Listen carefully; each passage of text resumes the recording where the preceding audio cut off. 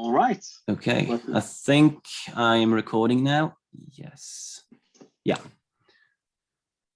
That's fine. I'll give Inge the floor then.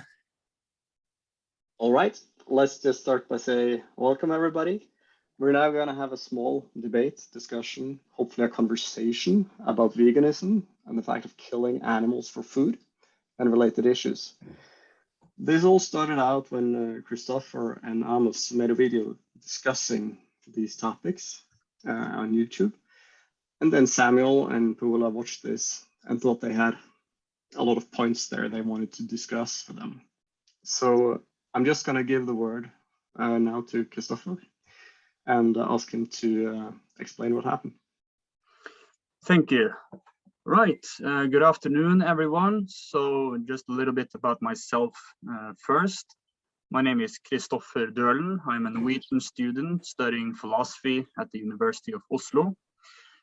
Some might mistakenly believe that I'm a radical classical liberal or libertarian, even an anarchist. So in case someone still believes that, I'll just clear things up and say that I used to be that a few years ago or some years ago, but I have abandoned that philosophy altogether.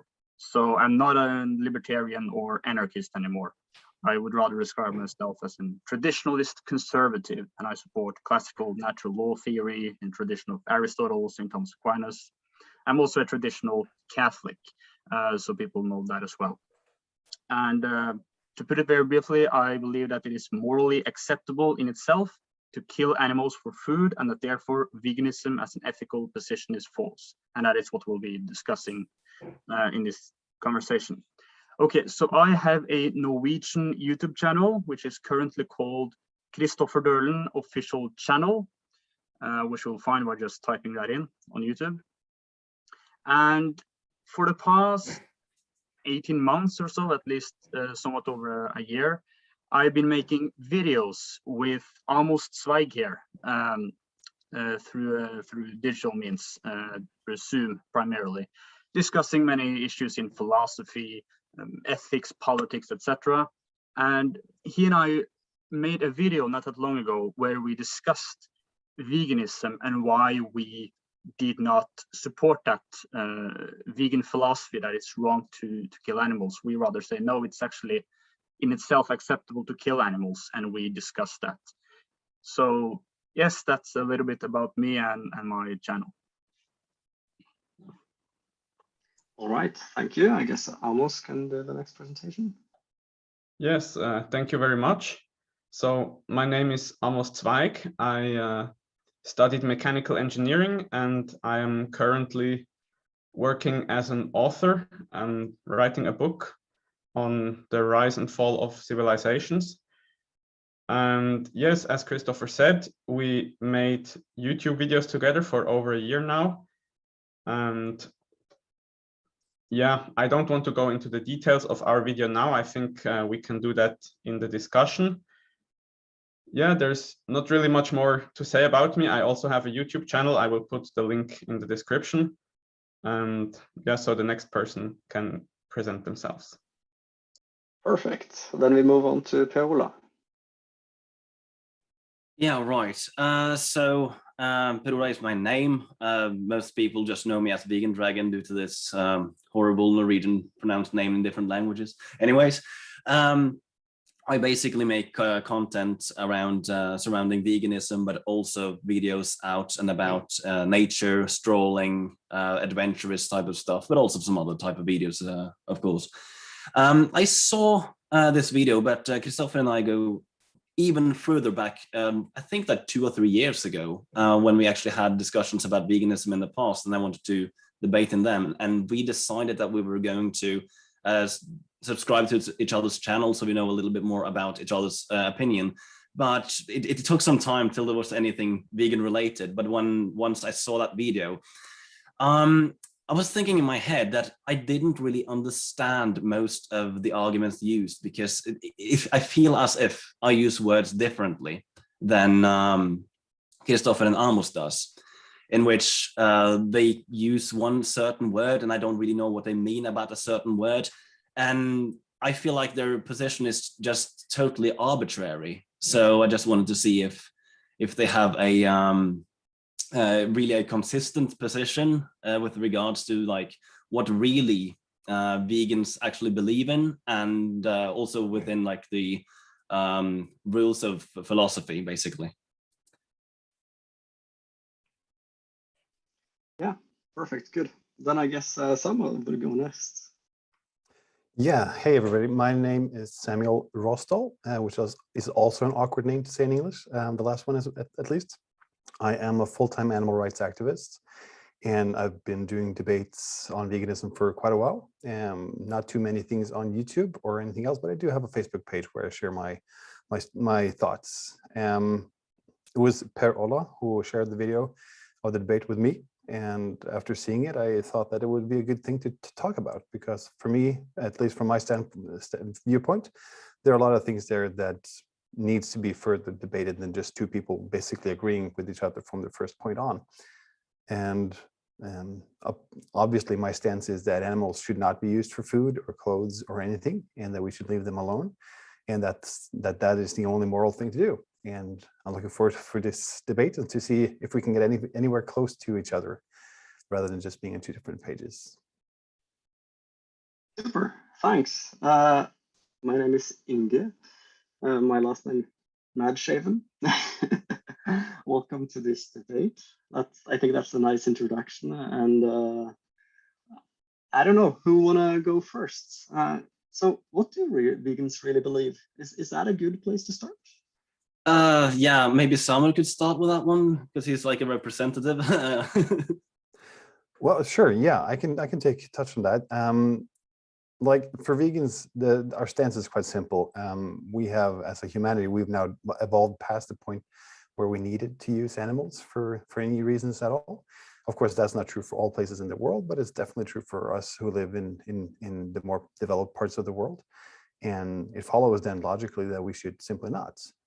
To have animals in captivity, to kill them needlessly and unnecessarily, is simply just barbaric traits. And there's no good reason to do it, except for the fact that it's simple, it's convenient, if you disregard the animal's position altogether, which we as vegans don't. For me, it's just a logical step in our evolution that we now stop enslaving and preying on other animal species. And I think that's, maybe the wording is different from vegan to vegan, but in general, I think that would be the way vegans think, that we should simply not cause unnecessary pain and suffering and harm to animals who are simply put, innocent in everything that we do to them. I feel as if, well, sorry. Yeah, I feel as though there's one thing that you're lacking in that type of sense, in which how we really explain things with regards to philosophy, because there's a big why in that kind of explanation. Like, for example, me, I would say that I have a preference of not harming animals, because I know that I myself would not like to get harmed, and I can't think of a meaningful difference between humans and animals that would make it okay to harm an animal, or would it make it okay to harm a human, even if all the relevant traits are equalized from the animal to the human. So I just don't find it to be logical to treat animals different when it comes to right to life, suffering, and exploitation, basically. Yeah, that was, I guess, the opening statement. Amos, you want to take it away? Yes, I would like to present my initial thoughts to this. So I think it would be important to define a couple of terms, because, for example, Samuel said that human beings have evolved past the stage where we have to use animals to survive. Therefore, we now should no longer do this. And so with the should comes the question of morality. And there comes the question, what is actually morality? What is the definition of good, bad, or right, wrong, should, shouldn't? What is the origin of moral rules? What is their purpose? And on what categories are they applicable or not applicable. And the same holds for other words that Samuel and Per-Ola have used, like barbarity or enslave or prey on something or to harm something. And yeah, and of course also the difference between human beings and animals, which Per-Ola has brought up just in his last statement, would be an important point to touch upon. Further comments, Christoffer?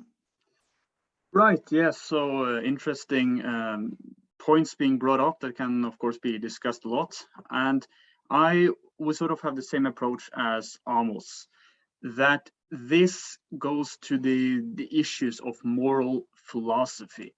And as I perceive it, veganism involves a moral claim that it is wrong, morally wrong, to kill animals in order to eat them. And I would say that, okay, let's discuss this. Let's look at whether that's really true or not. And as Amos and I sort of argued in our video, we would say that no, morality and moral rights, when we have a proper and sound and reasonable account of what is morality, what it is about, what is its purpose, and also what is the purpose and essence of moral rights, it would not be correct or valid to make the claim that animals have a moral right not to be killed. So that is sort of the approach I'm taking, that I am sort of defending the idea that human beings and animals are different, in that animals have certain qualities, or sorry, the other way around, that human beings have certain qualities that animals do not have. And that difference is relevant when it comes to moral rights, that when we consider who has moral rights and why, that is something that is making a difference between human beings and animals. So to put it very briefly, I would say that it can be morally acceptable to kill animals for food because animals lack a moral right to life. Human beings, on the other hand, we do have a moral right to life, and therefore it's wrong to kill us, but not animals. And of course, many vegans would dispute that and say, well, why is there a difference there? But that is what Amos and I attempted to argue, that there is a relevant difference when it comes to morality. Yeah, so then we have quite a lot of topics, and Samuel is interested to make a comment. Yeah, just quickly, do you disagree that humans are animals? Well, that is actually a good question, because I'm not quite sure. I think animals in many contexts are used as living organisms that are able to move and have some basic features, but other than human beings, that human beings are not animals because of our unique features. However, I personally do not think that it's that important whether you categorize humans as animals or not, because then we'll just redefine the issue and say animals other than human beings. So I think the argument will work either way. Okay, if I may yeah. briefly, in my mind, human beings are clearly animals, but they have certain unique features, which some philosophers have defined humans as the rational animal, whereby rationality is the feature and perhaps complex language that sets human beings apart from all other animals. But other than that, they have characteristics that they share in common with animals. Yeah, can I comment on that one? Because there is something that I just find to be very weird, because it seems that most people are just making like some arbitrary differences in order to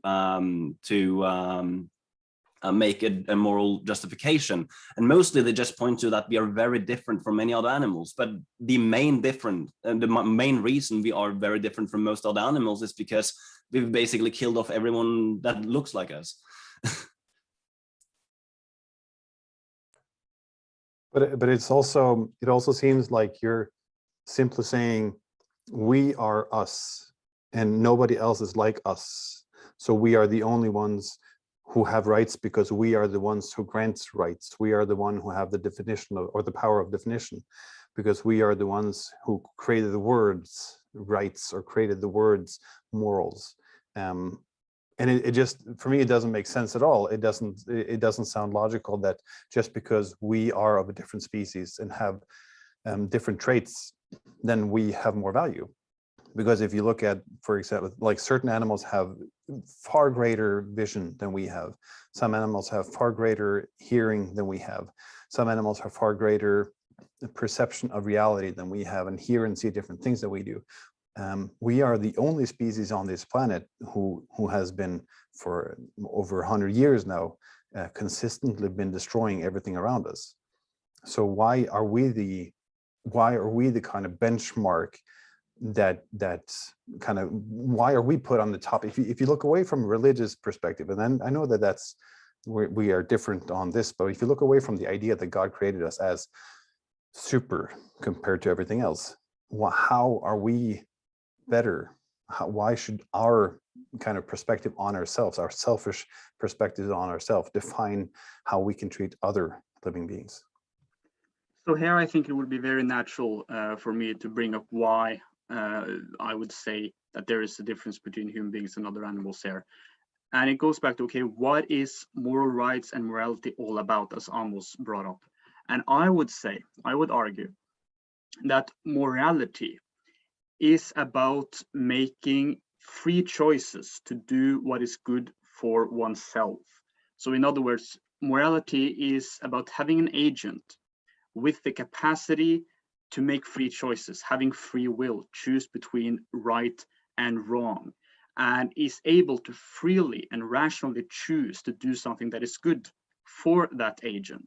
And when you make such a free choice to do that which is good, then your actions become morally significant, because of course you have all sorts of things in reality which might do things that is good for it, but they don't freely choose to do so. For instance, a tree can mature and grow and create leaves and all that, but it's not something it does out of free will. It is simply something that it does out of its own nature, automatically, out of necessity, and therefore there is no reason to have morality there. So so I would therefore say that morality, what makes something moral or morally significant, is about choices, free choices to do that which is good.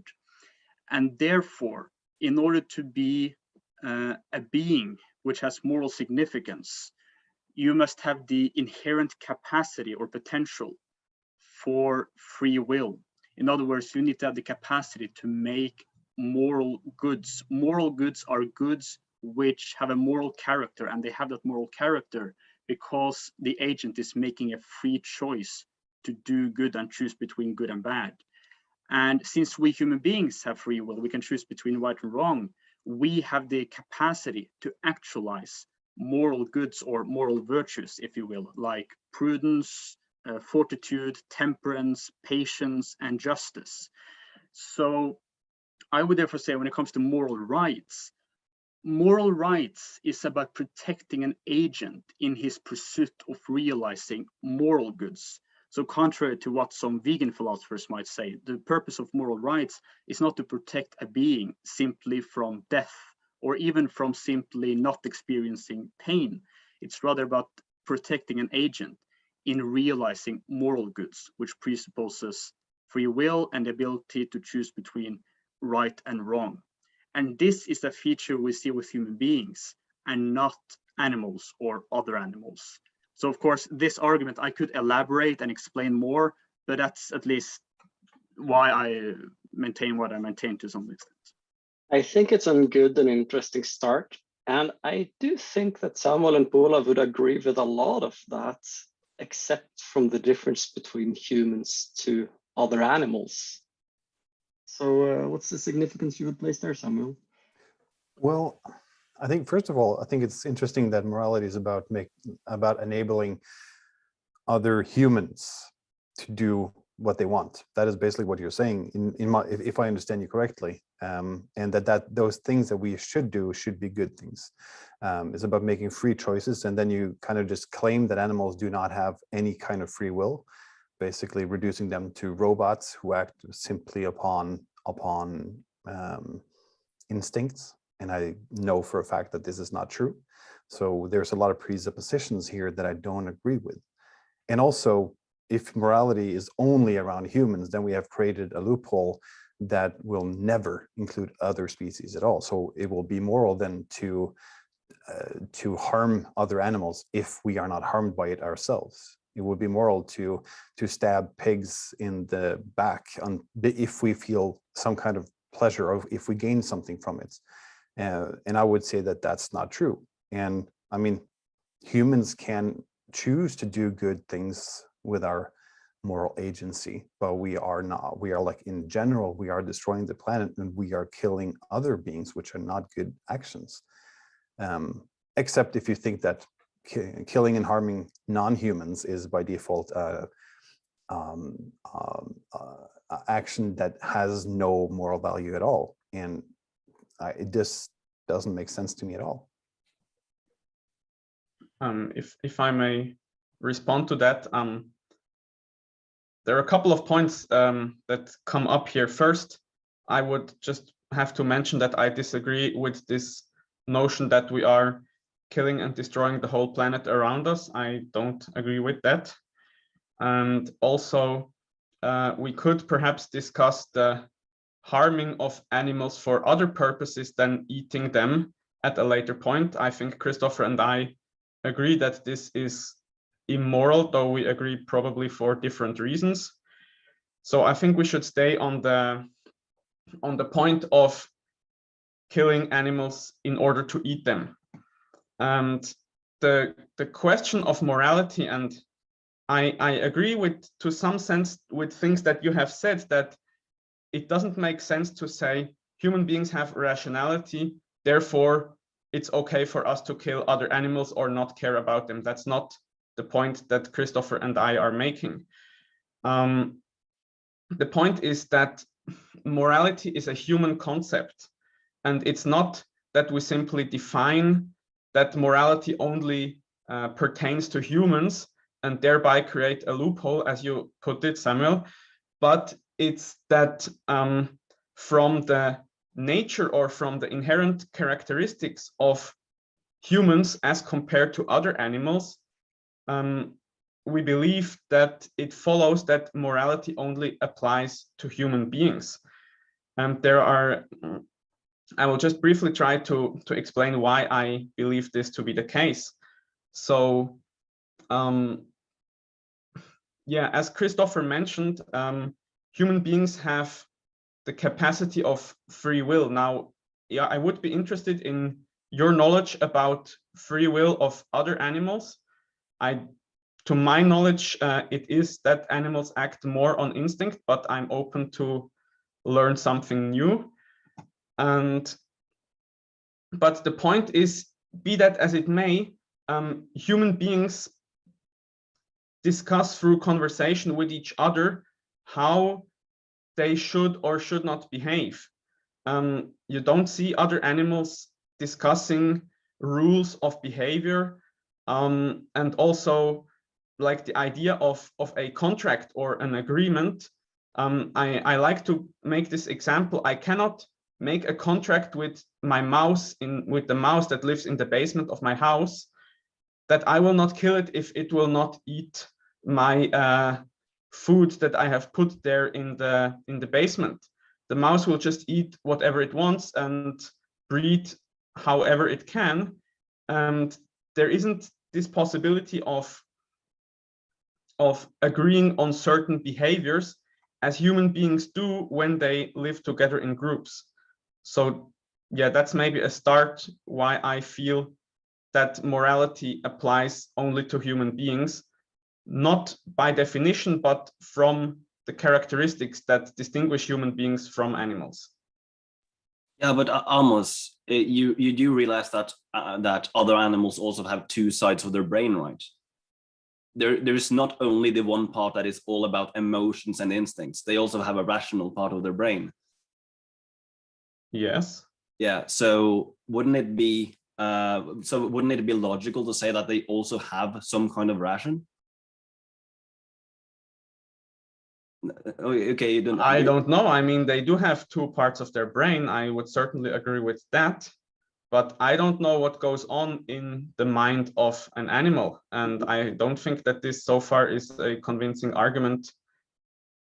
No, I'm just trying to say that, trying to explain why that you just said doesn't make any sense whatsoever. Like, it doesn't sound like you've had much to do with animals whatsoever. Like, for example, our pig here, he is very, very picky eater. Do you think that it's instinct that he is picky?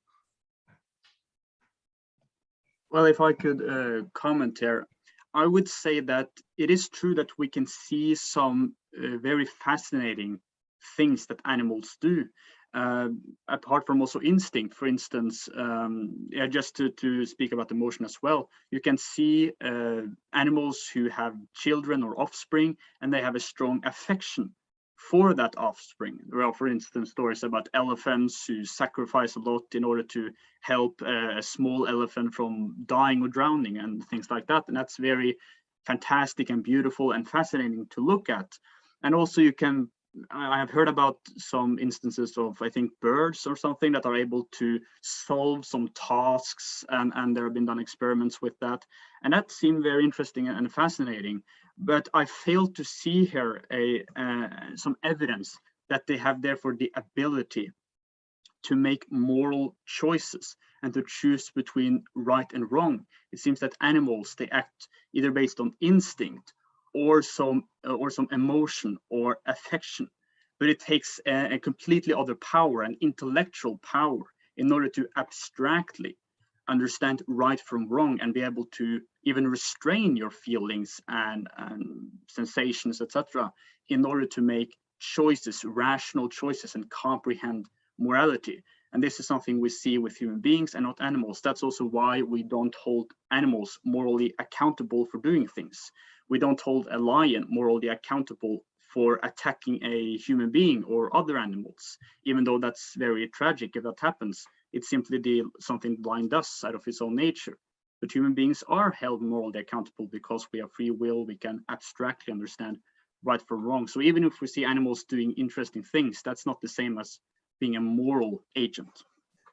Well, if I could respond to that, I think that one of the things that does distinguish humans from other animal species is definitely that we have abilities that many animals do not. And I don't really care that much about whether animals are moral agents or not. As far as I know, they are not. I don't see anything immoral with a wolf securing his or her own survival by killing painfully a member of its prey species. There is nothing immoral in killing for survival. Even if you kill by ripping up their guts and eating on the legs while the animal's still alive, it is tragic, but it's not immoral. So I would agree with you to a certain extent that animals do not have moral agency. But I don't define whether or not somebody who should be, I don't define whether or not we should take care of somebody or respect somebody based on their moral agency. I think that this whole debate is kind of flawed in that you presuppose that since animals do not have moral agency, then we should not grant them any kind of rights at all. And I think it's the opposite. I think that since we are at the position we are in regards to all other species on this planet, we should grant them rights. We should decide for both for our own sake and for their sake that we should not harm them simply because it is not necessary. And the whole idea of defining animals' ability to communicate based on whether or not they can communicate so that we understand them is also flawed. If you judge an elephant by its ability to climb a tree, well, then the elephant is always stupid. But if you look at how animal species communicate within their own groups, if you see how they build societies, if you see how they actually live their lives and study this closer, then you will see that animals they don't simply just act on instincts. We've seen animals grieve the death of their siblings. There's nothing useful in that. It just takes a lot of energy and could kill them. But they grieve, and we see when you study like samples of their feces, you can see a spike of sorrow hormones in their feces that gradually goes down as time goes down. There is the whole idea that the only animal on this planet who have a free will is the one animal that represent us is something most people who are versed within like animal rights movement are thinking, call anthropocentrism. It's like, we are the center of the universe and nothing is like us, ergo we can do whatever we want to the other ones. But I also like to throw in one other thing, is that since we choose to harm animals and define them as non-worthy of our own compassion and respect and love, because that's what we do when we kill them, we are also harming ourselves, because that kind of ideology kind of follows through when we look at other humans and think, well, they're not as good as us, so we can harm them as well. So learning to abuse and subjugate and bind as slaves the animals, that's the first kind of oppression humans learn as children, and that also transfers into humanity. When I was a kid myself, I was bullied a lot, and I would daily be called animal in some form, like a dog or a pig or whatever, and that is, we use that as a gateway to oppress other humans as well. Okay, I guess that was a lot to unpack, so should deserve a good response, I guess. Yes, I think these are good points that you brought up. I would, and I agree with a couple of them. I would be interested if Per-Ola would also agree that animals are not moral agents. Perhaps just briefly. Well, it depends on the species, definitely. I know that I can't call most carnivorous animals moral agents, but I know like they might have some moral agency to some extent. It's very common for someone within the same species, but that also differs. But to a high degree, I guess that humans are more of a moral agent. So I just tend to agree more with Samuel there, because we are moral agents. Therefore, we should make the moral choices. But I also have a little bit of disagreement. It's not that important, but I don't think it's moral for animals to rip each other apart. But I have like some pragmatic issues with intervening in nature, basically. Yes, because if I just may very briefly, I think this is one of the important points that Christoffer and I developed in our last conversation, and it would be great if all four of us could more or less agree on this at this early stage in our conversation. That because the way we phrased it is that human beings are moral agents, or are the subjects of morality, because we can make moral choices, whereas animals are not the subject, but one of the many objects of morality, in the sense that moral rules or norms have to do with how human beings as agents treat other animals or interact with them, just like they have to do how we interact with each other or with nature or with not living things like stones or water or plants, which are living but not animals. So would you two agree that human beings are the subjects of moral choices and animals are one of the many possible objects of moral choices? I'm not actually sure exactly what you're trying to ask here, to be honest. So if you think that I don't think that animals can make moral choices, well, of course we have bears saving crows, for example. We know that we have rats that has already almost drowned are more likely to save another rat that is almost drowning. So I guess that they have some kind of moral, but that many of them are not as evolved as us in morals, probably.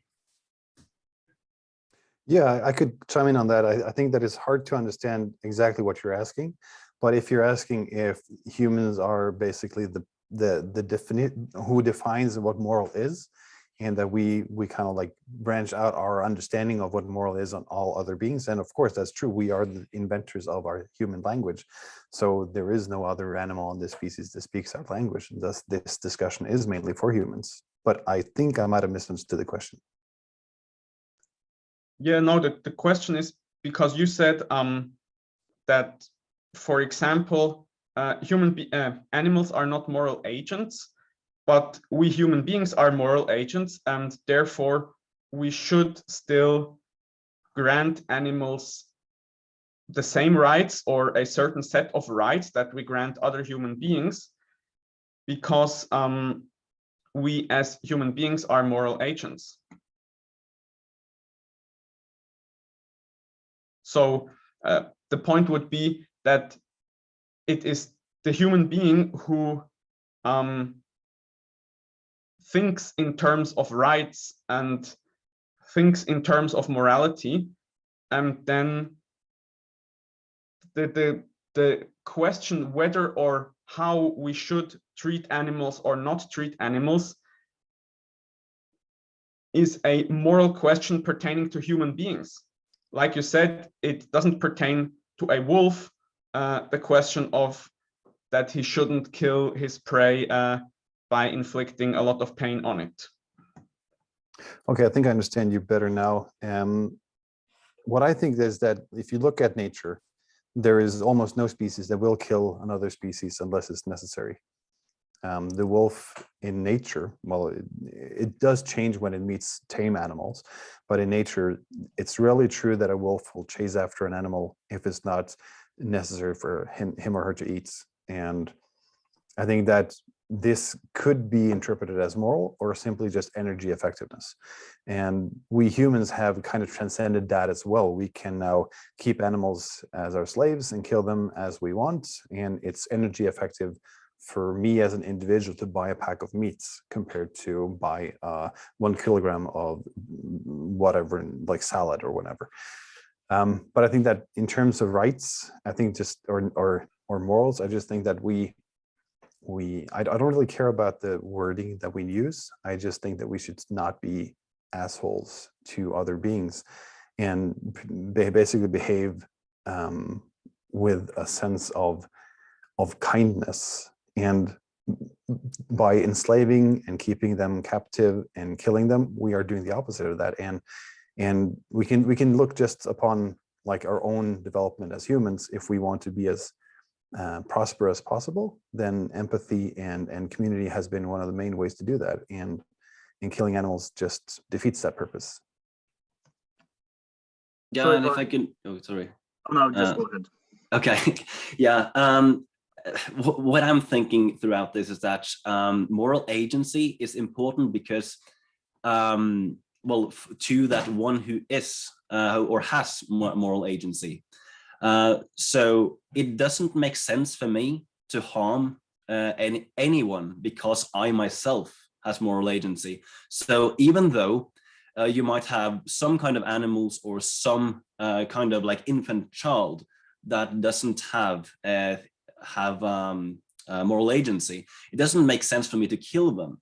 But what is really important here, if they lack it, it's very hard to judge them if they kill somebody. So either if it's the wolf who kill out of necessity, or if there is a child who doesn't understand the acts of just grabbing a knife and killing their friend, I won't keep them accountable because they haven't already achieved like enough moral agency to understand that is wrong, basically.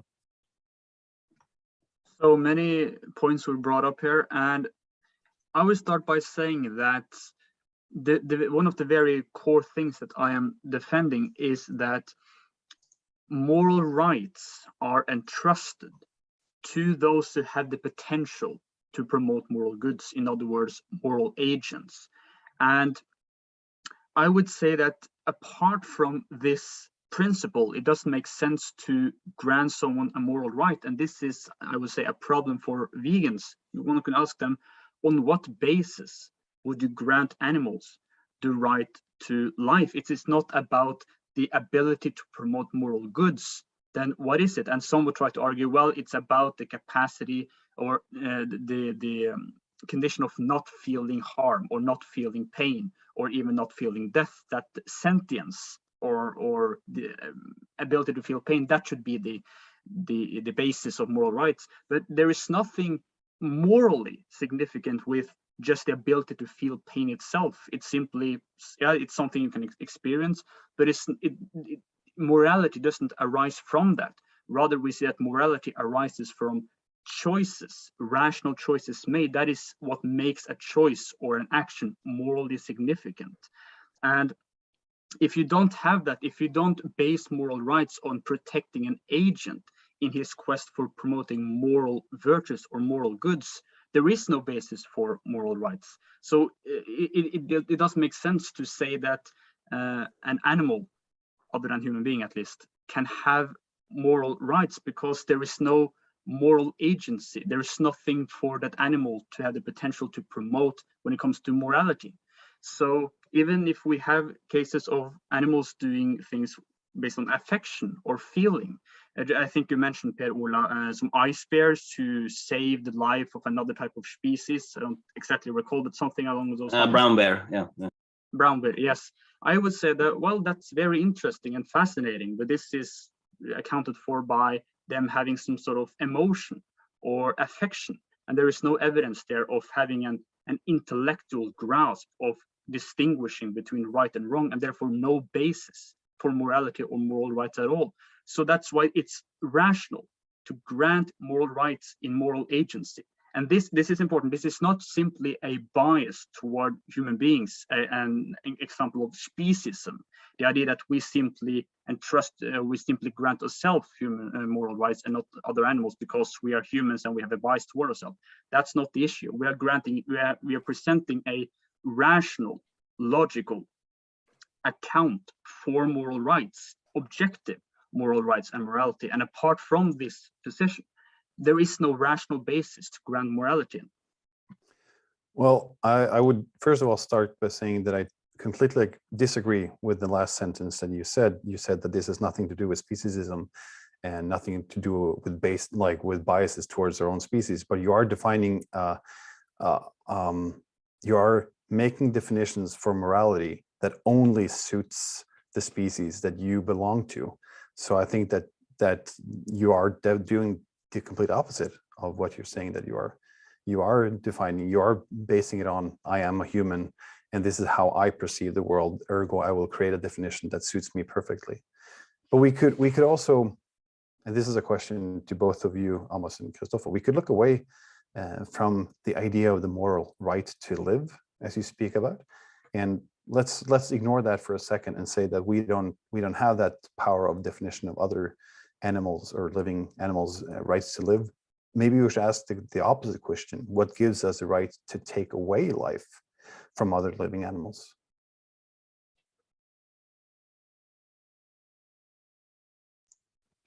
Yes, sorry. Interesting point. Perhaps let's go in this direction. I would like to eventually come back to this question of the right to live, but first I have to make a small point. I don't think it's a fair criticism of Christoffer's position to say that he or we just define morality in a way that only suits humans.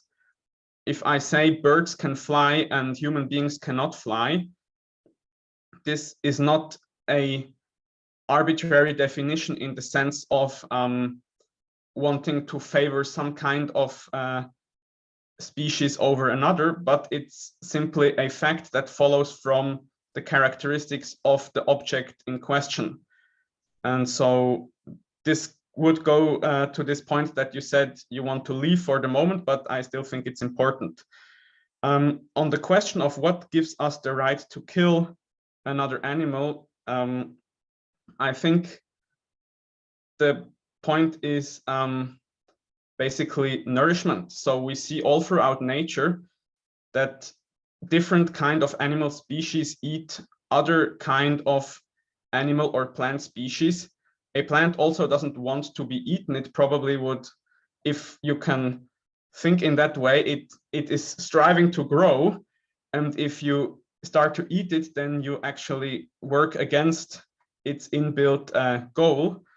But that's the way nature is, that one living being has to eat another living being in order to live. And therefore, that would be my answer to this question. And also, if I also can very briefly answer that question, I would say that, as Amos said, it's acceptable for us to kill human beings for food, and food is nourishment for us, so that's a good thing. And the very relevant point is, when we kill animals for food, wait. You just said it's acceptable to kill human beings for food. Oh, sorry. If I said so, sorry. I meant animals. I meant animals, not human beings. Sorry.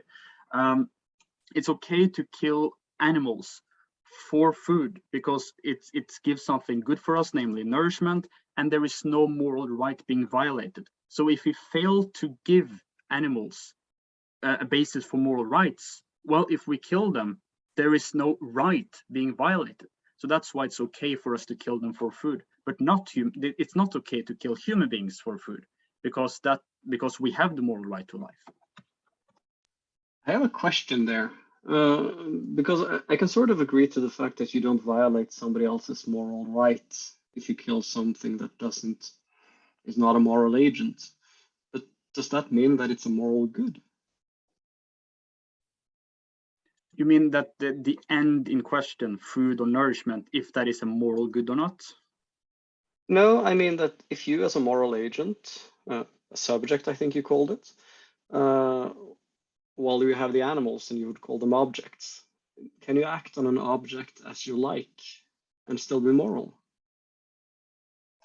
That is a good question, and I think I would say no. And this would perhaps get us into the question of animal abuse and how we can, as Amos and I argue, we can still be against animal abuse, even if it's okay to kill animals for food. And that is, of course, something we can discuss further later. But I would say that no, there are limits. But when it comes to merely killing an animal for food, that's legitimate because we do something for the good of our body. Yeah. So you wouldn't say that it's abusive to kill someone? Not intrinsically. How so? Can you explain that, please? Well, because when we kill them, we are doing it for something that is good for us. But not for them. Yes, it leads to death for them, so that's true. But when I'm thinking of animal abuse, I'm thinking of cases where we harm animals for no reason that is actually objectively good for human beings. Nourishment is good for human being, but if you hurt an animal because you are wanting to have fun, then you're simply mentally distorted. You're not doing something for the sake of something good for your body. Well, you could argue that entertainment is good for your body, and if you get a lot of entertainment from watching two dogs fight to the death, then that could be good for your body. You feel endorphins, you feel dopamine, you feel a lot of good things, and then we turn back to the point of nourishment, because you have two ways of getting the exact same nourishment. One is by killing, one is by not killing another animal, and so for me that creates kind of like this idea that if you're against abuse, then killing another living being, especially one that can feel, would be definitely a sort of abuse if it's not necessary for your own survival. I mean, here we get into the question of what constitutes a moral good and what doesn't. And I think this is a complex question in itself.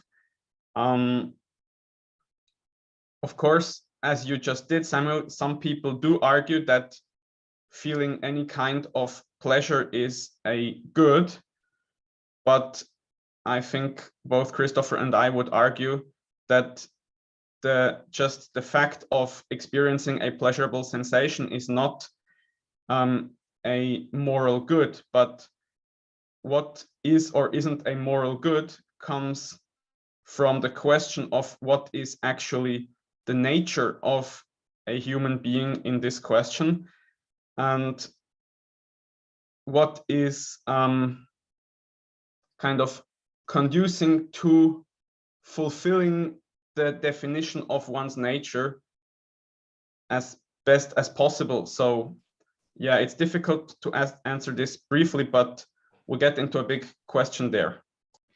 Okay, so you say that because it is part of human nature, therefore it is good. Am I understanding you right? Not exactly. I'm saying that whether or not something is good or not comes from human nature in the end. Human nature is the kind of the fact in reality from which we can derive answers to the question whether something is morally good or not. And how do we do that? That's a big question. That's a big debate. But I can't answer this in one sentence, but we can get into this topic if we finish the other one. But aren't you now again presupposing that just that human value is the only value in which we see the world? So if something is okay for humans, then it's good. That's how I understand what you're saying. If something benefits human nature, then it's by definition good. So if we kill innocent beings, but it benefits us in some way, then it's morally good. No, it's not about benefiting, and it's not about just human beings. So for example, every animal species also has a nature. For example, the wolf also has a nature, and part of its nature is that it is a carnivore and has to eat meat, and that it has certain physical properties, and these define the way in which it hunts in order to live.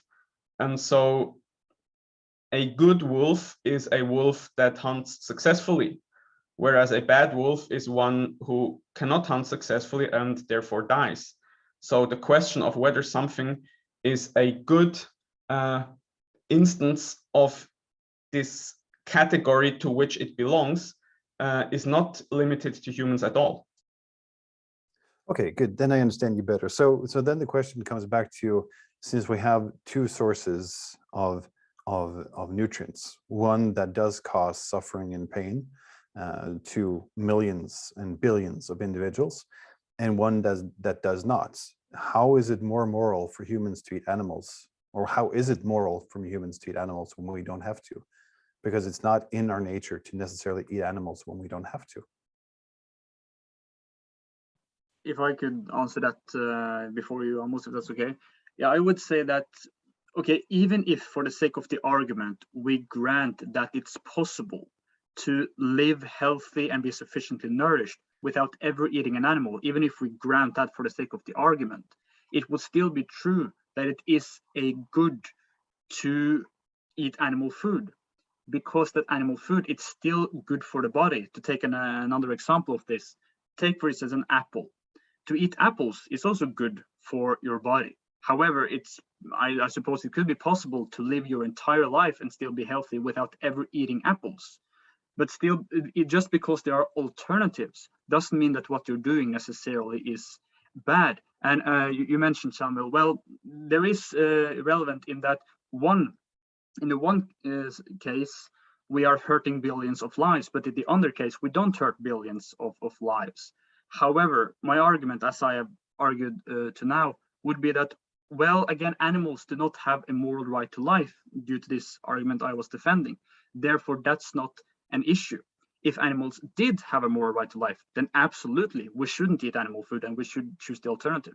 But because it's morally legitimate to eat animal food and since animal food is still good for the body, even if alternatives exist, I don't see any moral problem intrinsically to eat animals for food. But now you just again repeat that animals do not have a moral right to live because you have presupposed that. I don't see that there's a value argument that is true. So I mean we can keep repeating the same sentences over and over again, but I don't think that it's true that animals do not have a moral right to live. We have just defined or decided that we don't think animals have the moral right to live based on our preferences. No, but yeah. This is exactly what I've been arguing for the last hour, that because of we are agents, we have free will, we can choose between right and wrong. That's why we have moral goods. That's what I've been arguing so far. Sorry. Well, I don't really know what that matters really. And there is, and I just want to see if you're consistent with this. So I'm just like, you're saying that this and that makes it okay to kill one and not the other. So basically what I want you two to do is to basically name a morally substantive difference between humans and animals. like what is lacking in an animal, that if the same thing were to lack in a human, would also make it okay to kill the human as well. And if you say that there's nothing, then that obviously leads to like a logical contradiction. No, I think that's kind of, you are trying to force us here in an impossible position, and the argument is not valid. It's like if I would ask you, okay, name something that is lacking in a rock, which a human being has, which would make it okay to break the rock, but not the human being. It's a different... I can answer that. Yeah, you can, but it's a different entity. And the point is that rights are... A right is a human concept that humans have come up with or use to organize their interaction in society, and also their actions with the material world. So why, for example, I do not have the right to eat the chicken of my neighbor, but I do have the right to eat my own chicken. Now, this is a form of organizing the living together of human beings.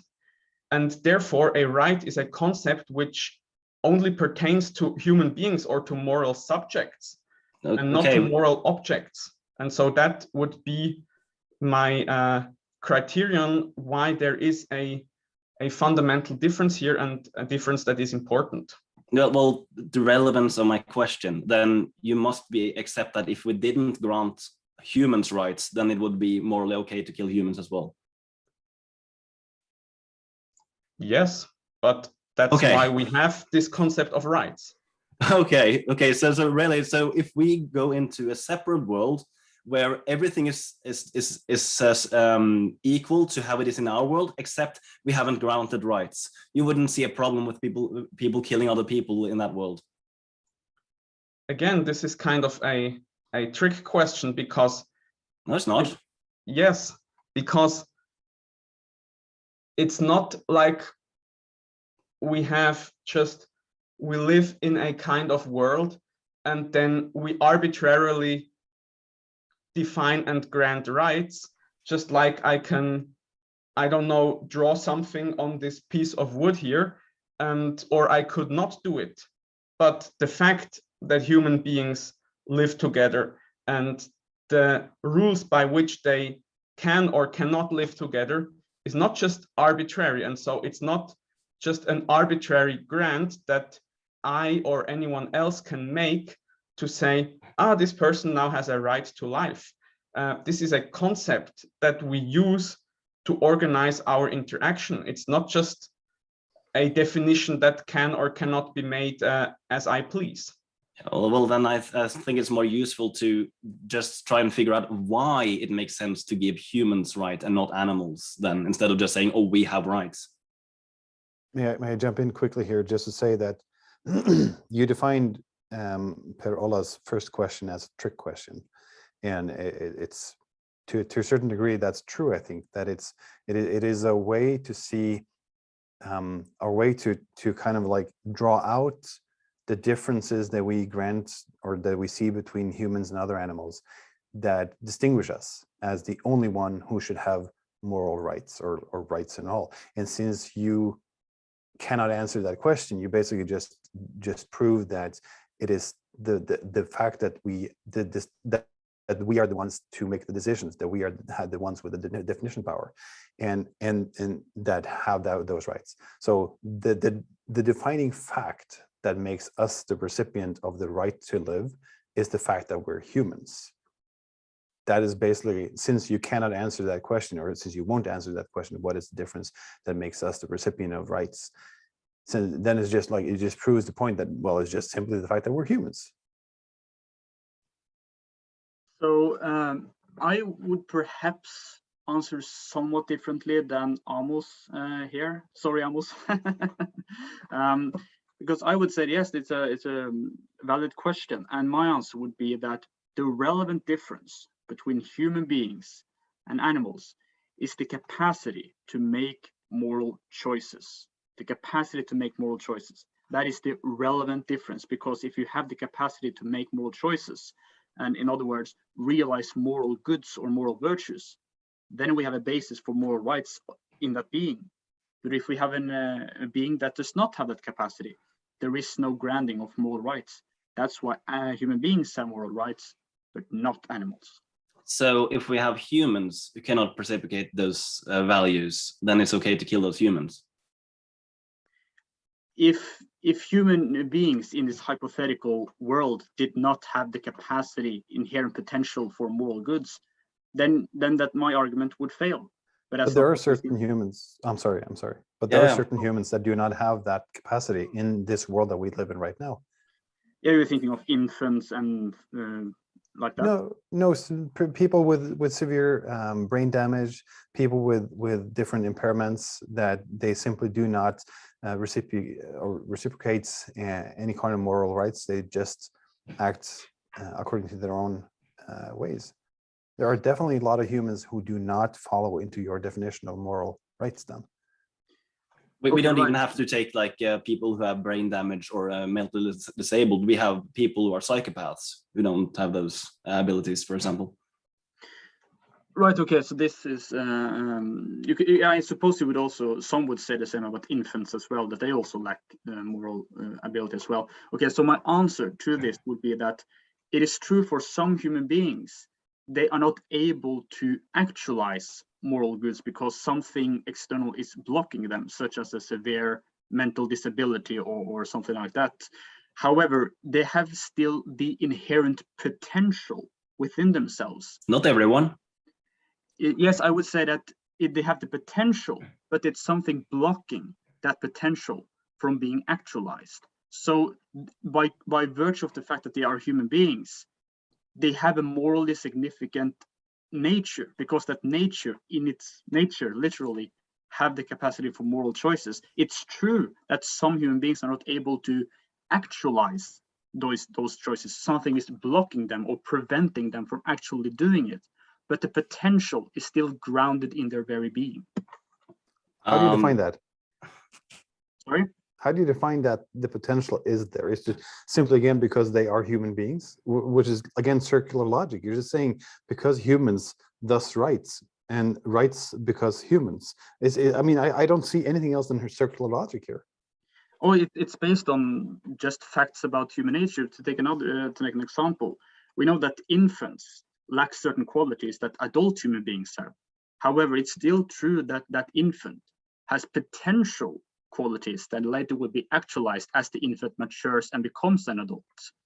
So we can make a distinction between potentiality and actuality. This is a distinction going all the way back to Aristotle, which explains change, that change is the actualization of potential. So this is grounded in facts about human nature. But then again, you skip those humans who do not have that potential or will never actualize that potential. So you're just saying that all humans, because all humans are humans, ergo we could say that they have that potential, even if individuals don't. So you're basically saying that we can kill certain individuals if they never are able to actualize those qualities. I would at this point say that we do treat people differently who do not have the capacity for moral choice, or this faculty of moral choice. So, for example, we hinder their free movement, or we hinder their access to certain tools that other grown-up people with moral choice can use. And it has to be said that ultimately, if a person wreaks too much havoc on society and cannot be constrained in like a closed facility, then human beings kill this person. That is true, and this is not something that we desire, but it is true that yeah, we do treat people differently who do not have this this faculty of moral choice. And the reason why we do not kill, for example, people just like not children, because as Christoffer said, children will develop these qualities over time, but people who have a certain form of mental disability who will never develop them, it's basically for the same reason that we do not want to hurt animals unnecessarily. But the fact remains that human beings with the moral capacity are the moral agents, and the other people and animals who do not have these capacities are in that sense objects of the moral choices of people who have the capacity to make moral choices. Okay, sure. That makes a little bit more sense to me. Thank you. I'd like to jump on one of the sentences that you said in the debate with Christoffer, and that you also repeated now, and that is, and I'm going to quote you to be sure that I don't say something wrong here. You said very early on in the debate, I do agree that there shouldn't be unnecessary suffering in the world, and I include animals in that. And now you also said that we shouldn't cause unnecessary suffering, or some variant of that. And like I spend a lot of times talking to farmers and people working with animals and slaughterhouse workers and so forth, and all of them will agree with one specific thing, and that is that slaughter will always cause some pain, some suffering, some insecurities, some fear in the animals that we slaughter. So by definition, slaughter does cause pain, suffering, fear, and those things. So then we come back to the word unnecessary, because since we know that it is unnecessary to eat animals, it's not some vegan idea. It is backed by almost everything we have of science right now, that we can live good lives without eating animals. Then by definition, eating animal does cause unnecessary suffering, harm, and pain and fear. So if you truly believe that we should not cause unnecessary suffering, pain, and so forth, then it follows naturally that no matter the moral value of animals, or no matter the rights that we grant them, then we should simply take away our own rights to kill them unnecessarily for something that we can get from other sources. So first of all, I wouldn't use the word unnecessary. So if I use that, perhaps I was being a little bit imprecise. I would rather say whether it's justifiable or not justifiable. And I would say that if you kill an animal for food, and there is a little bit amount of pain that is just unavoidable, it's no way to get around that when killing that animal, it is justifiable because you have a good, which is nourishment for the body. But I would agree that you should minimize that pain. But to kill them for nourishing the body, that is a justifiable cause. Why?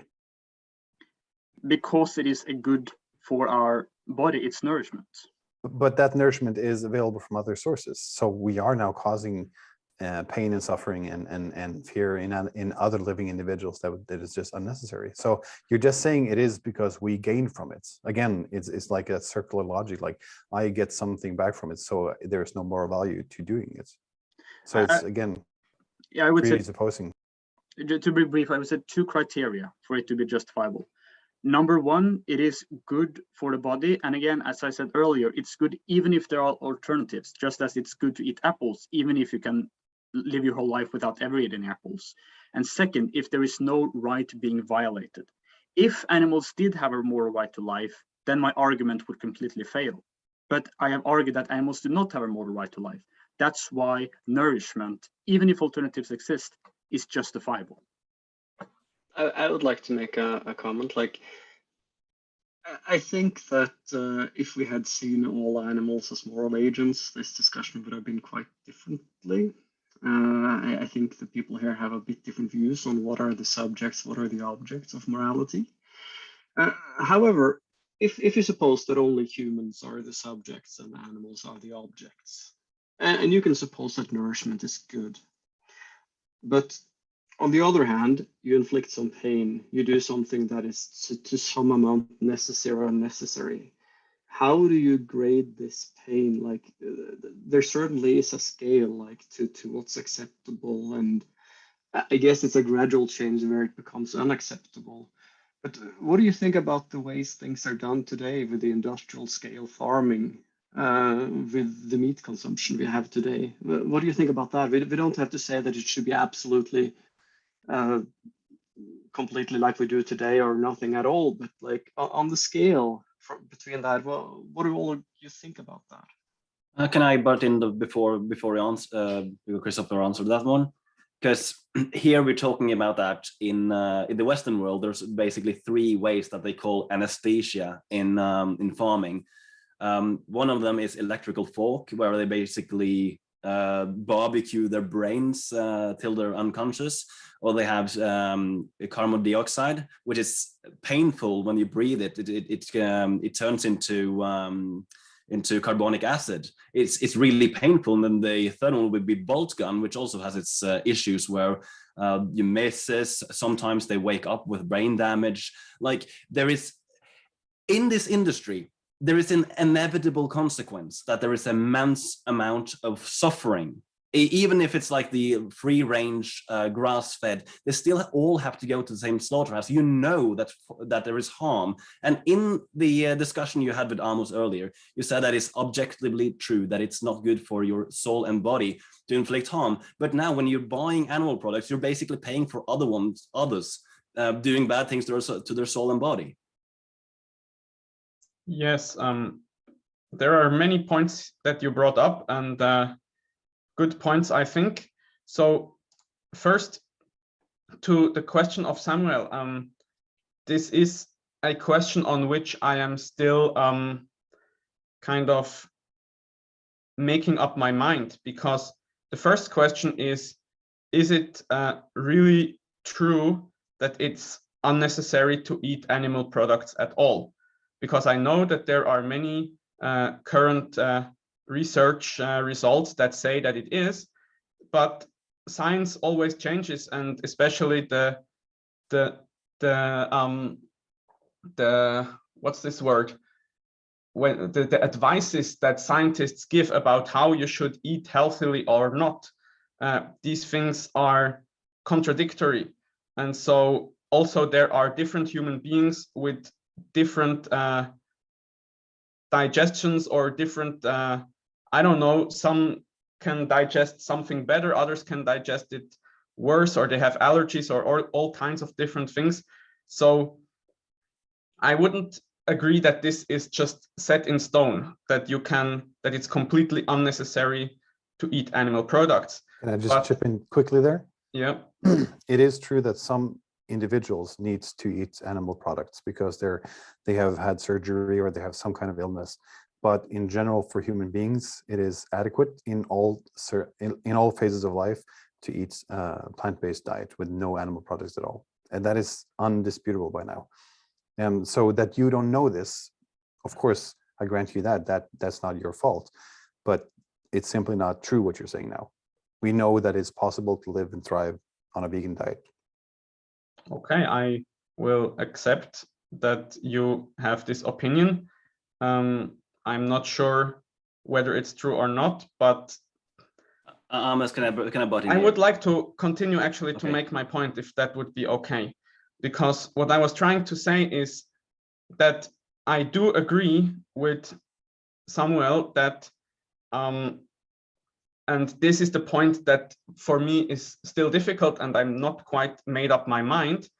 I would certainly agree that there is a certain amount of animal products that people can eat, which is actually too much, because it goes to the point of not even being healthy for them anymore, but actually being harmful. And there it becomes more a case of gluttony, or of overeating for pleasure, instead of actually having a good purpose.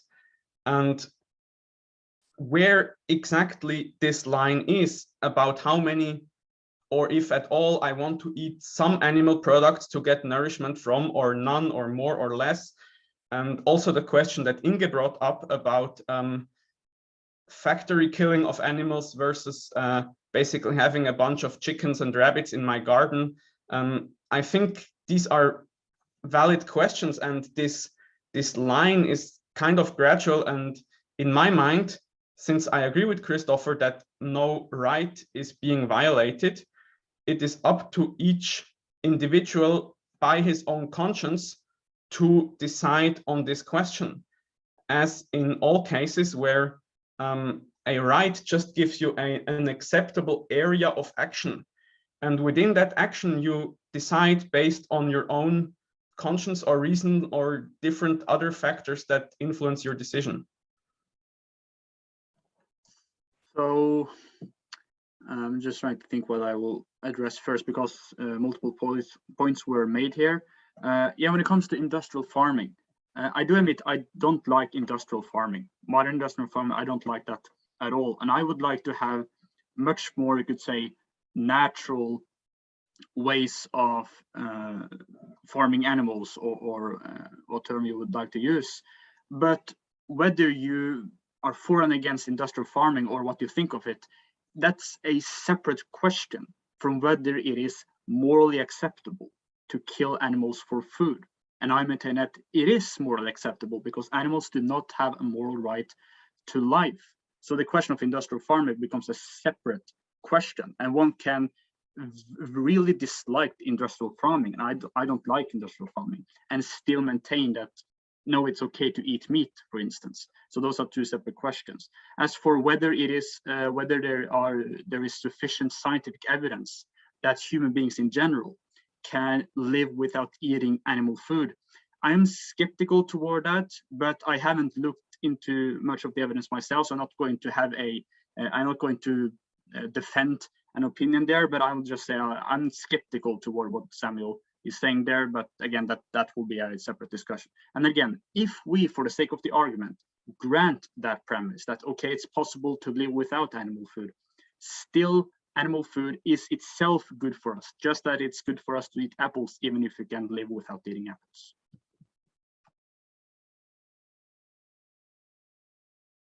Yeah, if I could butt in here.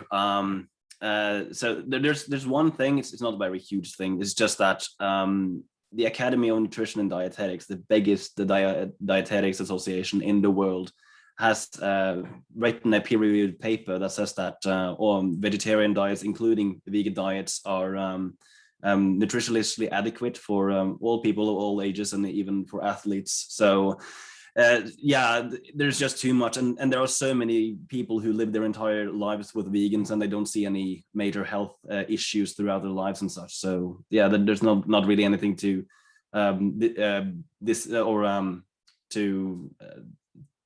how should I put this? That is not really anything to discuss really, but I can understand if you haven't looked into the science, of course. But in the sense that you say that it's good because it has nutrients. So there are drugs out there that got nutrients. Would you say it's okay to eat drugs because they also can give you nourishment?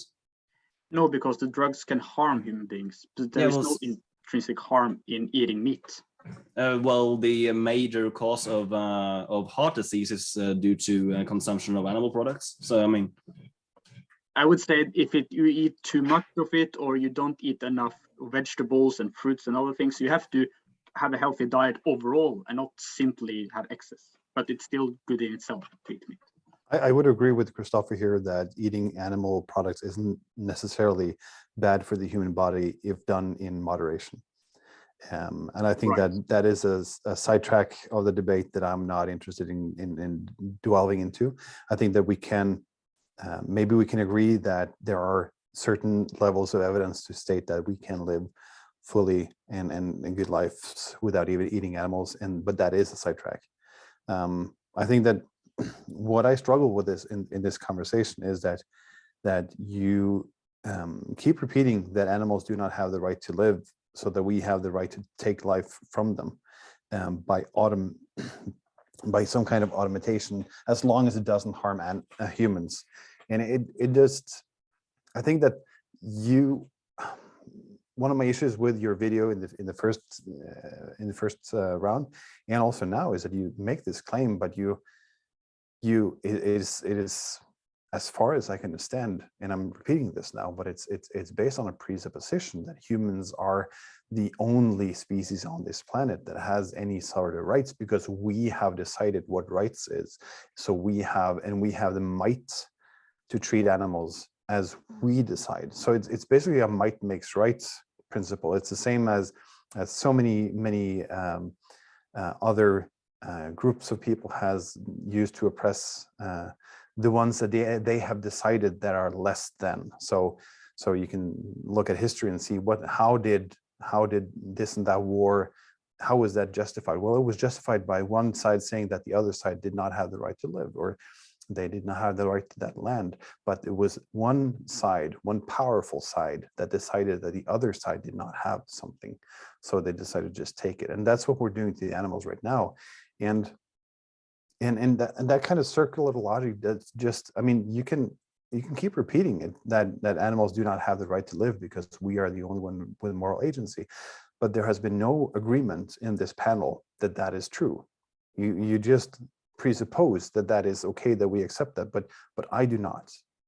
And just because you keep repeating it and stating it doesn't really change that much for me. And it's just simply, for me, it's just you applying might makes right to justify your wants for energy consumption or nutrient consumption, and ignoring the fact that you're causing suffering and pain and death to billions, or not you, but that principle is causing the suffering and death and fear in billions of individuals, just because we define us as the powerful.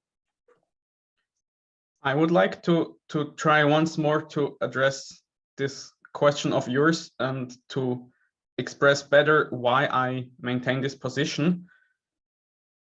And the core point is, yes, I have to make just one brief comment. You said that we cause pain, or this principle causes pain and suffering to billions of individuals, but I feel that this is a slightly, I wouldn't use this word in this instance because it kind of brings together, but that's your position, it makes no distinction between human beings and animals, where I feel a distinction has to be made. How doesn't it? Because I mean, if I speak, animals can feel fear, pain, and suffering, and humans can too. So I don't see the necessity of a distinction in this certain point. Yes, no, I'm talking about when you say this principle causes pain to billions of individuals, this sounds, or typically when we speak of individuals, we mean human beings. Well, you don't, but I do, and many other people. Let me just, so yeah. If you have a dog, you don't see that dog as an individual? Of course, it's an individual in that it's it's a unique example of his species. In that sense, it's an individual.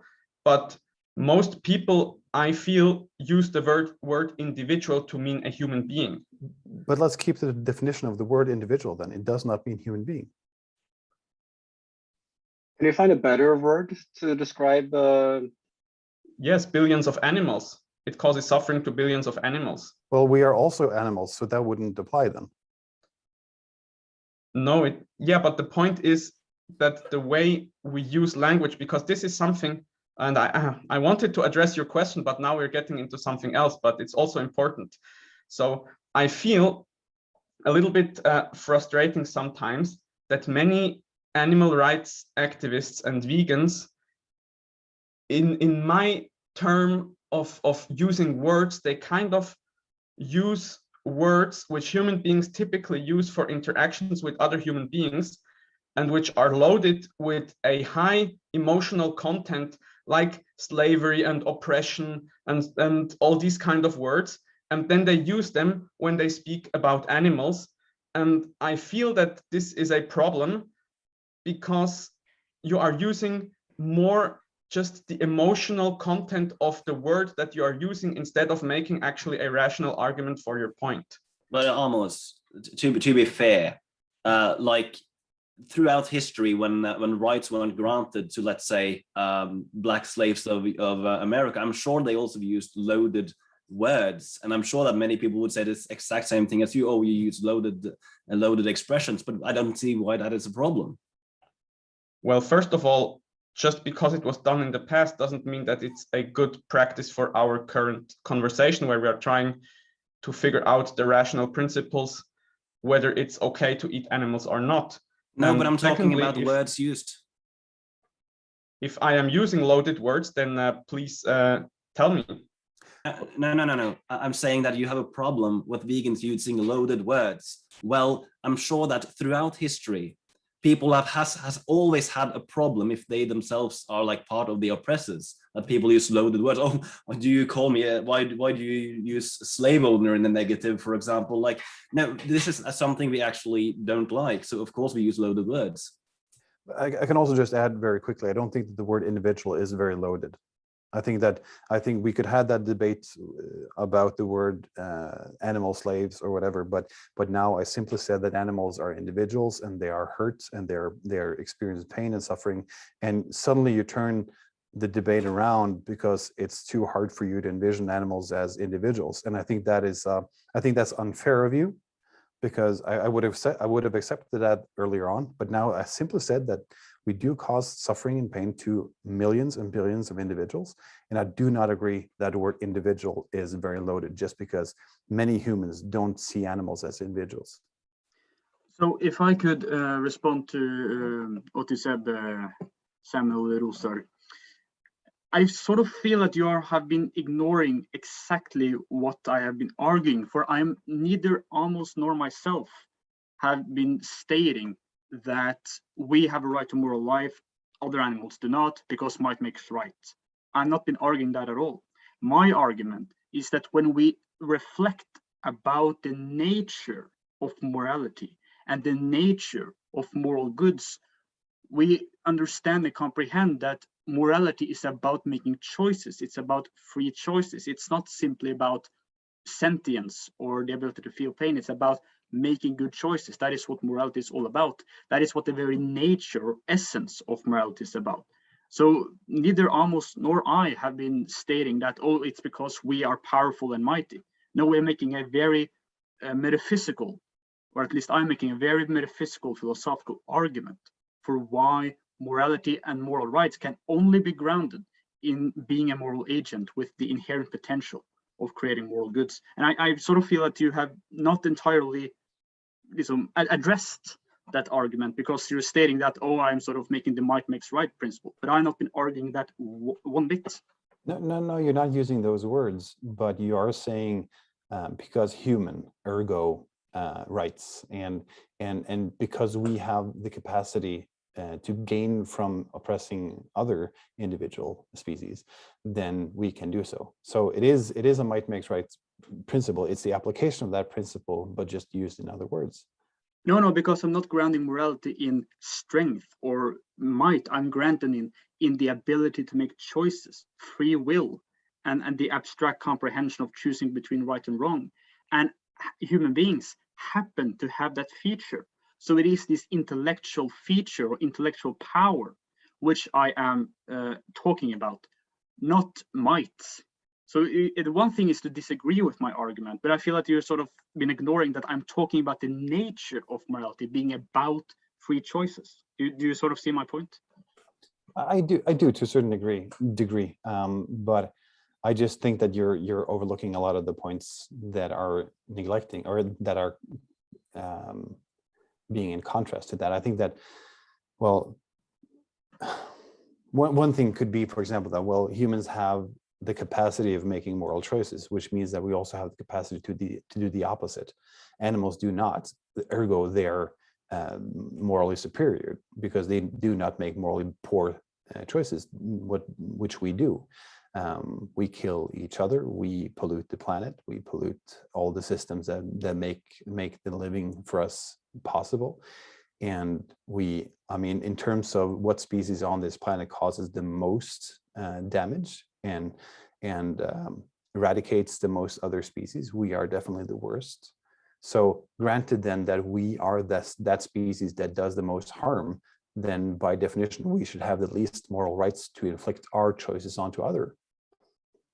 Well, it's true that many human beings commit evil acts. That's, of course, a true fact. But that's irrelevant to the point, because the point is, yes, but we still have the capacity to make moral goods or moral virtues. And thus we have a basis for morality. Even though, yes, many people have done very bad things, that doesn't mean that morality is not about making good choices. But let me ask you a question then. How would, let's say, because you argued against my point that you are defining that only humans ever. But how would a cat make a choice that was moral? How would that fit into your worldview? How could that be done? Well, that's sort of the point, that it couldn't be done. It's metaphysically impossible. It's inconceivable because it's not in the nature of a cat, just as it's impossible for a tree or a stone to make intellectual choices because it's not in the nature. It's true we see cats and dogs making emotional acts, but that's not the same as moral choices. So how can you define the difference, please, so that I understand? Emotional, that simply means that you act based on feeling.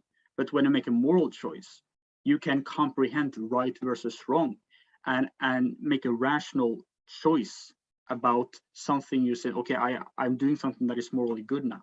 That is different from merely acting based on feeling. Feelings can be wrong or right depending on something else. But I still don't see how this kind of, because if I'm sorry, I didn't mean to lie, but it just, again, it is a circle of logic. It is simply saying that since we are humans, we are in the position that no other animals can be because we have defined ourselves into that position. The reason why it is the human beings that is relevant is because we have the capacity for free choice. I'm not starting out with the axiom, we are human beings, thus everything has forms. I am arguing for the basis of the nature of morality and then say, oh, human beings happen to have that free will. Hence it's relevant and applicable to us, but not human beings. No, sorry, not animals. But, you see my point? Yeah, but many would argue that humans doesn't really have free will as well. We are, as other animal species are, we are constricted to the society around us, to the animals around us. And like a wolf has the free will to attack another wolf, but then it will be ostracized from its pack or not. But at the same time, I have the free will to kill, but then I would be put into prison if somebody sees what I do. So there are, I mean, to just again presuppose that animals do not have free will, which was what you did right now, and maybe you didn't mean to do so, but again, you're just saying that because you can't see something, then it is not there. Well, the burn of police. Yeah, sorry, go ahead. Well, the free will debate, whether human beings have free will and whether animals do not have free will, I think this would be very interesting, and perhaps we can have a round two. It's now, we don't have time to get into this, I feel, but it's a valid problem. And I would like to try once more to address your question. So the point is not human beings are the only ones who have rights because that's just what I prefer, or that's just because we are stronger, but it's because we are the only ones who use concepts and make moral choices. And to talk about rights is a right is a human concept. And the point, a right always also comes with a certain duty on the other side, because rights is what human beings use to organize their interaction in social groups. For example, let's say I have the right to move freely. But if I start hitting other people on the head, then human beings will very quickly start to interfere with my right of moving freely. So this right is not just granted arbitrarily or forever, but it's linked to certain conditions, namely that I also respect the rights of all the others. And so even if we started with the assumption that animals, for example, also have the right to life, yeah, well, then as soon as, for example, a lion attacks my kid, then it made itself it violated this contract. And then what should we do? Should we put it in front of a judge and a jury, or should we put it in prison? And so it doesn't work, this concept of extending rights onto other species who do not have this capacity for rationality and moral choice. Well, the thing is, when I listen to you, it sounds like a very complicated way to say that you value a social contract. Is that it? I'm not a particular fan of this social contract concept. I can't really answer this question just yes or no. So no, it's just it sounds like that. It's like we have created this system within our social structure. It seems like it sounds just too arbitrary to me, to be honest. Like, humans has created rights. Well, of course we have created rights. Why does it matter? I thought we created rights because we have preferences. Maybe just a brief point. I'm not saying that we have created them arbitrarily. I'm saying that the human beings form societies and they organize their interaction in societies, but there are, of course, false definitions of rights, and there are true definitions of rights. And I would maintain that the true definition comes from human nature, as we have once briefly touched in the beginning of this conversation. Okay, so quick point on that. I mean, I know that Christoffer is getting ready to leave now, so I want to give you the room to also speak. But regarding moral choices, I mean, a deer could choose to kick another deer, but deer knows what pain is because they have experienced pain. So could you not argue that when a deer does not kick another deer or hurt another deer, then that's a moral choice also? And if not, why not?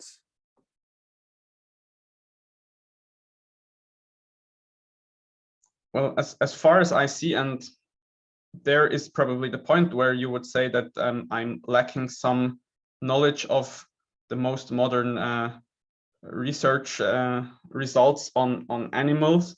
But as far as I know, there is no any evidence that the deer actually has a form of free will or conscious deliberation process, and comparing his action to a abstract concept like the right of not being kicked or not being hurt, and then making a decision is just based on instinct and learned behavior and emotion.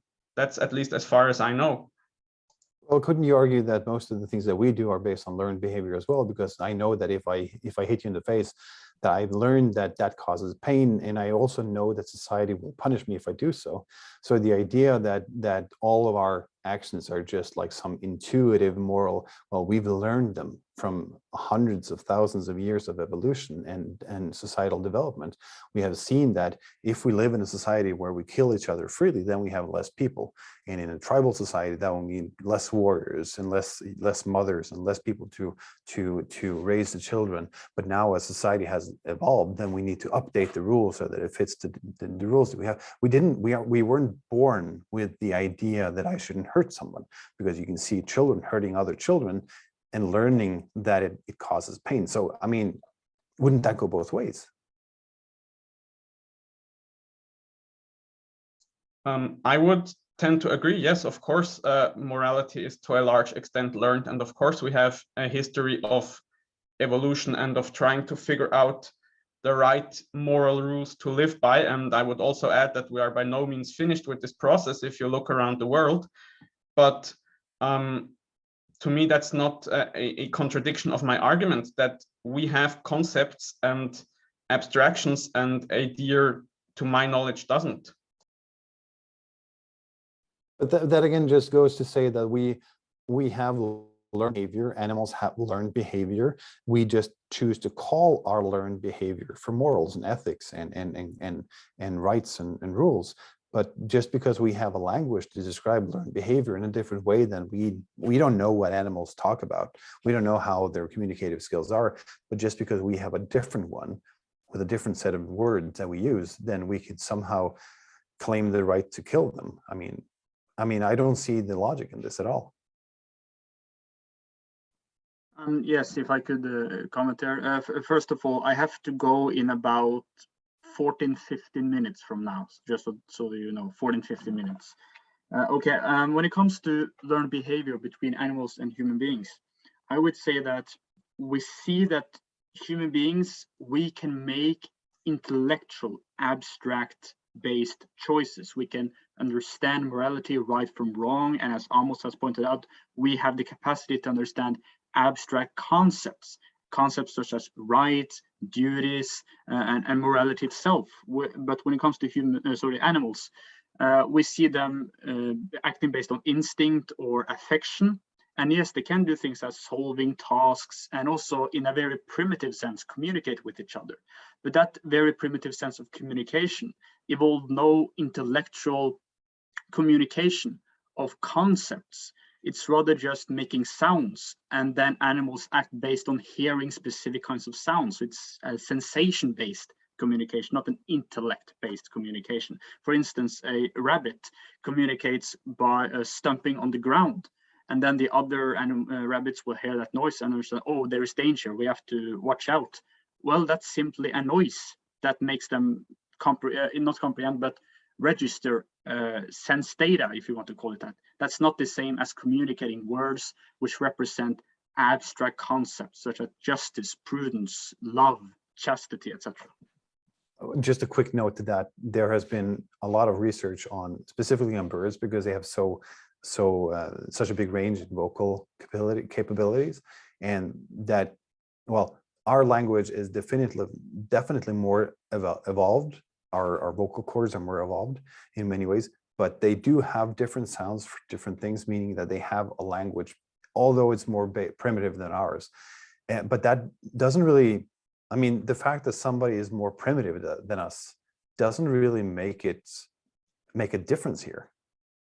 I mean, it's just like, again, we are, you're arguing that since we are superior then, and I don't follow. No, we are arguing that different concepts apply only to things who have the criteria that make for the application of this principle or of this concept. You cannot say like, and yeah, a right is a concept that applies to a human being in a society of human beings, or you cannot just apply any concept to any other entity as you please. The question is this concept applicable in this case or not? And if it's not, well, then it's not arbitrary, it's just the fact of nature. Yeah, so I have a question there. Say that we have discovered some new island with, I don't know, Neanderthals or something like that on it. How should we have gone around thinking about such a different species? Well, if we can communicate with them and form contracts or agreements in the sense of, I will not hurt you if you will not hurt me, or I will respect what you are doing as long as you leave me alone, then we should treat them as we treat other moral agents. And if we cannot do that, then it's a different question. And if it's something in between, then I don't really know what to do. So yeah, well, one thing that I can say here clearly, because I grown up with goats, with sheep, with dogs. We now have a pig. I've played with cattle. I've ridden horses. Like, you're trying to say that these can't make agreements with you. Well, of course they can. Like, I make agreements with my pig many times. Like, we've had an agreement that if he is going out to pee or whatever, I have to toss out food for him. Even if he wants to go out, I have to toss out food for him. Like, this is an agreement we have with each other. How is that not an agreement? That's absolutely not an agreement. It's just, this is what Pavlov called conditioning. It's, you give an animal food, and because it likes food, it will do this behavior that you want it to do, so that you give it food. I mean, Skinner has made, there's a guy, B.F. Skinner, he's an animal researcher, and he made rats run through all kinds of labyrinths and go up and down ladders just by giving them food pellets in the right moment. But that's not an agreement, that's just conditioning. We could probably do the same to humans though. If we chose what and when they could eat. And we said, well, if you ring this bell, you'll get a food. We can probably condition humans as well. That's aside the points, though. No, you can, of course, but still the human being has the capacity to make a choice to resist this conditioning, whereas in animals, I have never so far heard of this. Well, I have actually. So that's an interesting point I would like to touch upon really quickly. Per-Ola mentioned earlier that one of the ways that we treat pigs in slaughterhouses is that we lower them into a gas chamber and we gas them with a gas that turns into carbonic acid, which causes a lot of pain and suffering to the pigs. And we do this to thousands of pigs every single day. It's the most common way we suffocate, or we, how to say it in English, make them unconscious. Suffocate. Yeah, but it's the way that we kind of make them in the faint. Unconscious. Yeah, unconscious before we slaughter them. So we know that this causes pain. There's a lot of studies on this, and one of the experiments that was done in Zurich was that the food for the pig was in a box, and the pig would go into that box, get food, and go and do whatever he wanted else. So he would go in and go out of that box. And then one day, when the food was in the box, they filled the whole box with carbon dioxide. So the pig would suffocate, and then they would pull her out and let her wake up again, because it doesn't kill the pig unless you leave her there for a long time. And then for 3 or 4 days, this pig would rather starve than go back into that box, because she knew there would, or she feared that there would be pain and suffering inside this box. So we have seen evidence of animals learning a certain behavior and then denying to do that behavior further because it was then associated with pain. Yes, but again, that's nothing like an agreement. That's just learned behavior to strive towards pleasure and to avoid pain. I agree that animals can do that. I don't know to what extent or what the limit of it is, but that's not the same as having an agreement like two human beings can have an agreement. I agree with that for sure. I'm just saying that animals they can say no to food, even if they have a long-lived, learned social structure where this results in food. Then they can have one experience that topples that entire thing because they see that there's harm. Because it's more crucial for their survival. Yes, I agree. Yeah, well, food is crucial for their survival, and that pig did survive the pain, but it chose to starve rather than experience that pain one more time. So if I could comment here on the question about what if we met some Neanderthal, or what could say the same about hypothetical aliens, intelligent aliens being us. I would say yes, if they can make moral choices, if we see that they do the same moral behavior as human beings do, then yes, we would say, okay, the same argument applies to them as well. They have also the moral right to life. And I would also say that if it could be proved that an animal had the intellectual capacity to make moral choices, then the argument I'm presenting would also apply to them, that it would then be wrong to kill that particular animal. But I haven't seen evidence for that. Also, just briefly, it's just a few minutes that I have to go. So I'm not sure if Inge wants to have a formal ending of the debate where we have our last statements or something, but yeah, what do you think? I leave that to you guys. Maybe it could be nice to have a sum up of if we have learned something, if we moved, yeah. How about we do something like that? Say a bit about what we think we learned and what we would like to, I don't know, explore more in the future. Right. But I saw Per-Ola, you had some point you wanted to raise. Do you still want to raise that point? Because it's fine for me if you want to address that before we... I don't remember it. Oh, okay. Yeah. Okay, sure. Well, I can start with my statement. Well, I think this discussion has been very interesting and productive. We made many interesting points.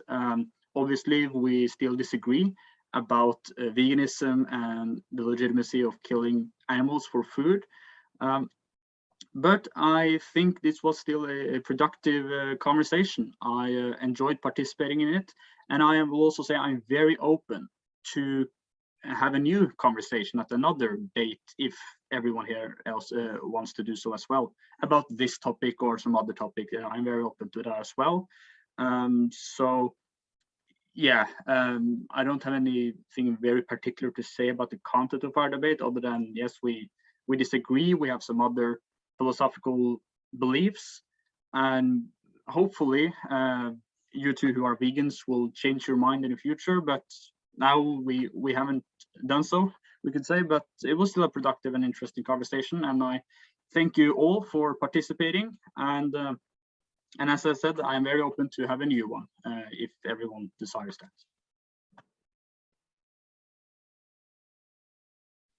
It's a bit interesting. I have a question. Why would you like them to change their mind? Does it bother you? Would it bother the rest of humanity anything at all that some of us choose to be vegan? I mean, I haven't done that yet, but I don't know. Right. So I would say that I want people to embrace true positions, the truth. I think truth itself is a value that people should embrace. And I also think that not to acknowledge the uniqueness of human beings with regards to morality and moral rights, perhaps you can argue that it doesn't fully recognize the dignity that is due to human beings. It lowers the dignity to human beings. So you could also make that argument. Yeah. Okay, I think this is also one of the core issues, or one of the core points between the two different positions here. So yeah, that makes sense. Should I continue or? Okay, so yeah, I also found the discussion stimulating and worthwhile, and I would also be here for having a part 2. I would really enjoy that. I will just summarize briefly the core points that I took from this discussion, and of course this is subjective, but I think still in my mind it's true that morality is about, or the criterion that makes something a moral agent is having the capacity to make free choices, and also rationality and comparing one's own behavior to abstract concepts. And in that sense, I would, and to some degree, I think you have agreed with this, I would still maintain that animals are not moral agents. They are objects of moral rules that human beings make up or decide upon in their interaction, or figure out based on human nature. That would be the better alternative. We had a long conversation about the right to life, where we have a little bit perhaps talked past each other. We have both repeated our position often, but didn't really get further. So perhaps it would be worthwhile to really try to understand also from my side your position, and then we could get further there maybe. Also, there was the question of free will. Do human beings have free will, and do animals have free will or not? As a thing to be discussed perhaps another time. And also this question of words, or the use of emotionally loaded language, which came up once quite briefly, and we then never really got back to that topic, I think would also be worthwhile to go deeper into this in a second conversation. So these are, I think, my main takeaways. And thank you all for participating in this, and yeah, see you sometime. Yeah, thank you. It's a good summary. I think for another discussion, it would be interesting to try to see if we could all make more propositions, say, given that this is true, how would the rest follow? Because I think there are some of the principal parts that you guys are never going to agree on, really. But I think you would agree that you would say, given this position, how do we then end up? Anyway, please continue. I don't know, Per-Ola, would you like to continue? Yeah, I can do. First of all, this has been way more productive than any other debates I've had in the past, for sure. So yeah, great. But one thing that I'm still baffled by, like, how language is being used here. Me personally, I just think that morals are subjective. It's just, I just have a preference that also other don't harm animals. So we touched a lot upon like the part about like being a moral agent, and I don't see being a moral agent as a morally substantive difference necessarily. So I could just as well say that, well, I have a I value pigs. I don't think we should kill pigs, but I think we should eat dogs, because pigs have a much more preference of eating different foods than dogs have. So therefore, kill dogs, but keep pigs alive. That's just the way that I see this, because I don't see why it's morally relevant for someone to be a moral agent in order to grant them the right to life, for example. So that was that point. And another thing is that I keep not understanding like how you make these like objective claims. Like I don't like, who says that this is right? Like who does this and that? But on the other hand, I feel like I've understood a little bit more about like where you're coming from, but not quite. So I'm still a very huge question mark, but it was productive nevertheless. Yeah, no, I agree with that as well. I think it's been a good conversation, although I don't know how productive it was, but I was happy that it wasn't too much bickering and shouting on top of each other and so forth. It's been quite civil. And it's obvious that there are some different stands here, and maybe they're just a priori. Maybe maybe you don't get any further there. Let's see. Samuel. Well, first of all, I think it's been very interesting. If productive can be defined as making changes, then I don't think we have changed too much in our perspectives. I think that we are quite firm from the vegan side on our perspectives, and I think that you are too. What I have appreciated is the fact that we've been very civil. You have been more civil than I have. I've been a little bit emotional at certain points, and I apologize for that. I definitely think that we can gain much from having further conversations, though I think it is also very easy to say that, because I keep coming back to the fact that I think that if we simply presuppose that humans are humans and thus we have rights, then it's just too simple to inflict pain and suffering on others when it's not necessary. And for me, I don't really care about moral agency when it comes to whether or not we should be assholes to other living beings. For me, it's as simple as I don't have to kill you, and thus I don't want to. And I'm not saying that everybody who eats meat is asshole, but I think it's an asshole thing to do.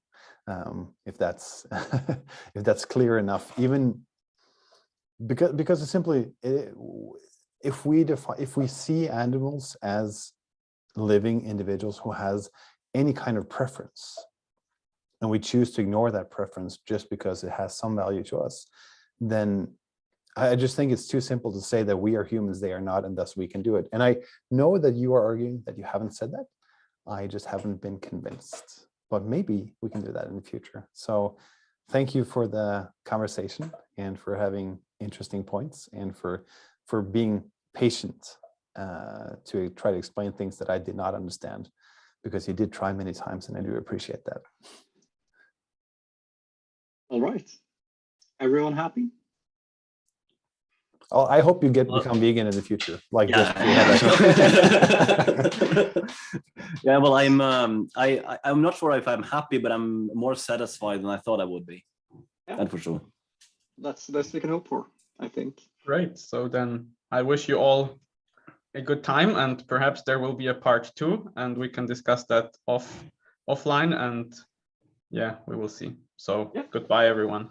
Yeah, so I say sehr gerne and auf Wiedersehen. Auf Wiedersehen, yes. Auf Wiedersehen. Yeah. Okay. Bye-bye. Bye.